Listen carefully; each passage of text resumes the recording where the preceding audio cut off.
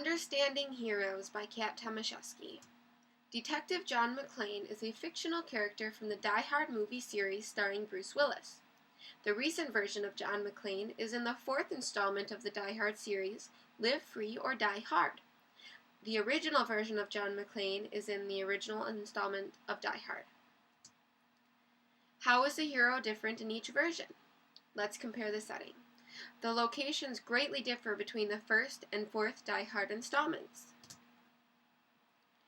The goal or mission. One situation deals with saving hostages and eradicating terrorists. The other situation is a nationwide problem, with a goal to find a way to stop the fire sale. Physical appearance. Differences in John McClane between the first and fourth installments of Die Hard include his attire, which started out with a more business professional look and changed to a more street comfortable look. In the fourth movie, he also sports a shaved head in comparison to his full head of hair in the first movie, and his expressions went from more smirky and with a funny undertone to being much more stoic. His personality. McClane in the first movie uses a lot of humor, profanity. He talks to himself often to find solutions to the situations he finds himself in, and gets frantic occasionally and uses his catchphrase, "Yippee-ki-yay." In the fourth installment now, McClane is very sullen and quiet while working. He uses very little profanity and does not use his famous catchphrase from the first 3 installments. His abilities. Originally, he could outsmart the terrorists without immediately using guns.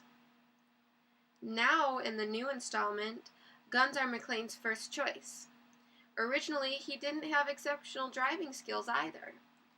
In the fourth installment, he can maneuver a car, big rig, or helicopter extremely easily. His weaknesses.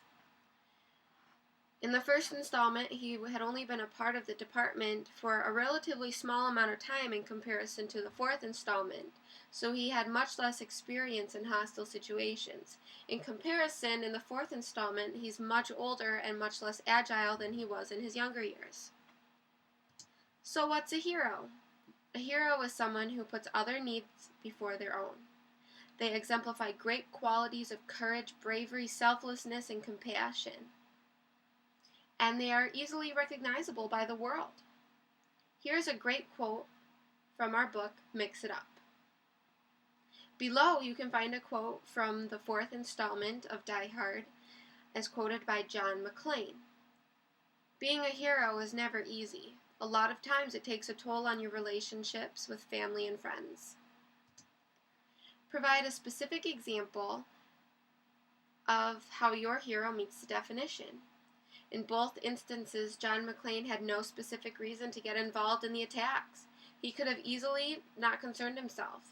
However, he felt that the hostages in the original Die Hard and the country in the fourth installment needed him to help them.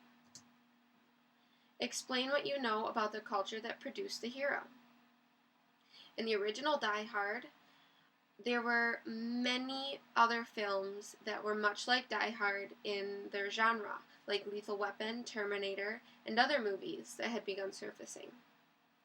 In the fourth installment, America was in the middle of what was known as a depression, and the film's theme of having internal terrorists attacking the economy of the country was something that hit home with all of America's citizens. In the late 1980s, there was a surge of crime and action movies. People wanted films that were action-packed in comparison to the more bland shows of the 1970s. In the fourth installment,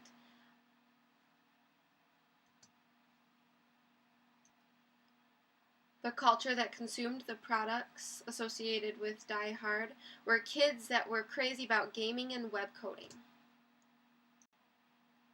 In 1998, heroism was a lot different than it is now. Usually only men were the heroes. But in 2007, both men and women could be bad guys, or heroes.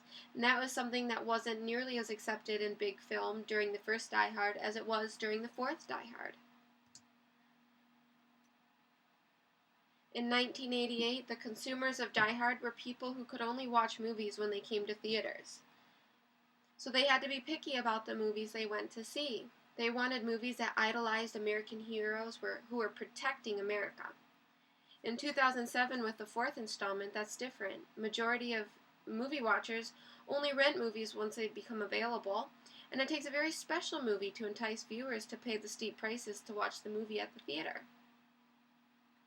However, in a culture where Americans are taught that the internet is a great resource that can also cause great damage, watching a movie that greatly relates to your deepest fears is exciting and something that viewers would be willing to go the extra mile to watch.